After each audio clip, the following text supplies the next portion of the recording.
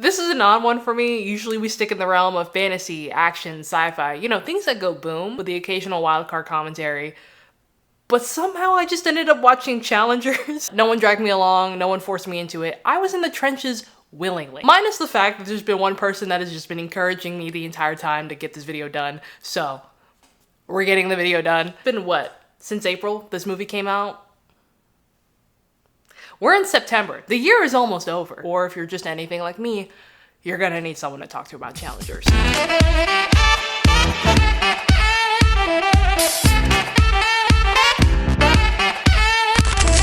Greetings and salutations. Today we are finally diving into Challengers, which is directed by Luca Guadagnino, written by John Krasinski, and starring Zendaya, JoshOConnor, and Mike Faist. Now this film isn't exactly uncharted territory. It's a very simple narrative, and it's one thing I like about this film is that it markets itself honestly. Yes, this film heavily features a loveless love triangle with steamy scenes that make you go, where's Tom Holland? And tennis is just a big old metaphor for the drama that unfolds. We start off with Art, a successful tennis player whose career is now tapering off into a losing streak, while his wife Tashi, who is a former player turned coach, persuades him to enter into a small-time challenger contest to get his mojo back. But as it turns out, Art's last opponent in the match is actually Patrick, former best friend, and also Tashi's ex-boyfriend. So Patrick enters the match down on his luck, and the gang meets together once again after so many years, and a bunch of memories and emotions come up during this time. Now everything is riding on this match: money, love, ambition, career, and even friendship. Now all those things are great in the grand scheme of things. It's gonna build a lot of intrigue while you're watching this film, but at the same time, I couldn't help but feel a little underwhelmed. Let me just say this now for any pervy sages that are out there: there is no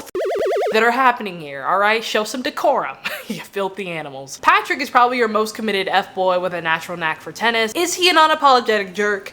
Absolutely. Does that make him any better because he's honest about it? Absolutely not. He annoyed me throughout the second half of this film. It at least creates a lot of tension in the character dynamics, but it's nothing groundbreaking. Art, on the other hand, is the polar opposite. He is your committed, loving, supportive hubby. He's the more likable victim of all the shenanigans that take place. And not to say that Art is completely absolved of any bad behavior that happens, but he's just more like the tennis ball than the racket between these people, which makes him a good character to latch onto throughout this entire messy film. I do recognize that this film does an excellent job of trying to shift your empathy as well as your character biases throughout this film. But I've always firmly been in the Mike Faist camp throughout this entire time because it felt like Tashi saw him as the option for her, or like her main choice, and then Patrick was the afterthought. He was literally just something that she actually deserves, but she saw no interest in. Tashi's just a whole different breed. Her motivations and decisions throughout this film is at best cutthroat and at worst manipulative, stemming from this career-ending injury she had when she was back in college. Some of her actions throughout the film just seem a little over the top, but remains engaging no matter how infuriating. The whole former friendship dynamic between the three is just messy. The movie has similar vibes to Ferris Bueller and even 16 Candles between the synth, the slow-mo, the color grading, and even the flirtatious banter, that it feels like I'm watching a high school drama. I'm back in high school, and I'm just watching these kids port their way through their toxic friend group, and everybody knows about it. It's intense, but it feels like it's missing something. I think I would have liked it if Tashi's manipulation wasn't so blatant, and it was a little more subtle, versus characters just being okay with her doing the things that she does, or saying the things that she does, because she's simply a gorgeous woman. Because Tashi telling Patrick that he should walk onto a gun range because he'd be perfect for target practice, and then proceeding to florp him in the back of a Jeep in an empty parking lot, is some devious work. Meanwhile, this man is just randomly running around town, still wearing her college t-shirt that she left at his dorm room X amount of years ago. And yes, occasionally the guys will try and clap back and match her energy, but then she will also proceed to clap back, crumble their entire ego with just one sentence. I don't know. I think I just needed a little more resistance, a little less ragdoll energy, and we probably would have been good. Now, like I said, this film works overtime to make sure to depict these relationships and the personalities of the characters feel real. And they do, for the most part. But like I said, the most unbelievable thing in this film is the amount of simp behavior and the unspoken zest in this film. I mean, Art is either chronically clueless or he's an instigator with no commitment. But by the end, this felt more like a friendship renewed rather than an admittance to anything that they've had over the years. And Tashi's just in the background like, I played the long game. It took me a child and 20 years worth of a tennis career, but we finally got here. Which we never really bring up the fact that there's a child in the middle of messy adults being messy. It's more so just for Spider-Man name drop and added tension mention, you know what, Patrick and Art can barely maintain their relationships,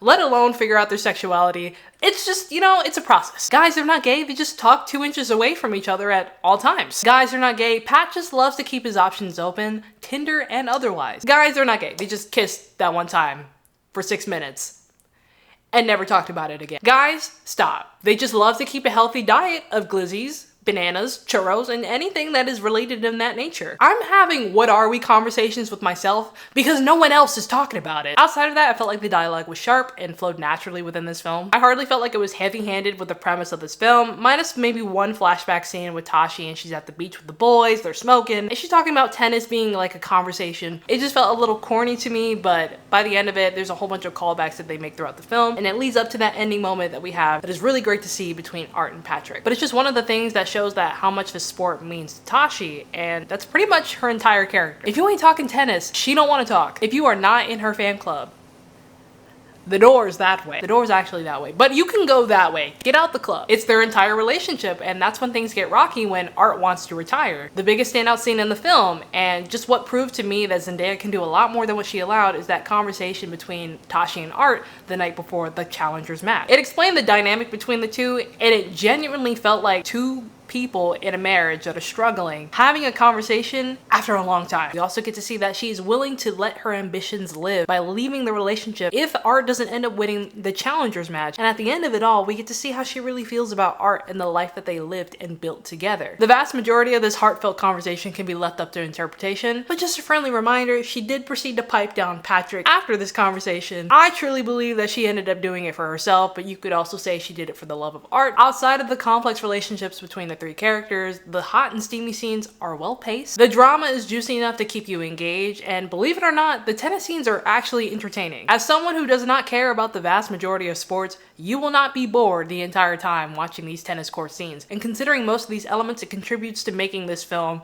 above your average drama. But with all these attributes that lead to its successes, it also falters and leads to its downfall towards the second half of this film. For me, it felt like a good portion of the film. Patrick's character is pretty much an afterthought. He's not really doing too much, honestly, compared to Art and Tashi's storyline. Yes, he's the antagonist, but he also just kind of hangs around until the plot demands him to do something. And it didn't really make me feel like, oh, well, you know, there's something that I like about Pat or whatever. It just, he's there. There's also parts where the editing is definitely experimental. The scene where Patrick and Tashi are in the middle of this empty parking lot and she's about to do the do with him, but she's acting like she's not gonna do the do. But at the same time, like, the film for some reason had this choppy movement, or the frame rate just dropped all of a sudden. Maybe that was an artistic take. It seemed like it wasn't on purpose. The final tennis match felt like it dragged on way past its expiration date. Mind you, throughout the entire film, we are constantly intersplicing it with memories and new context or new things that we haven't seen before to give context to what's currently happening. You're constantly shifting perspectives. You're creating a mental head trip, and by the end of it, we're still thinking like, oh,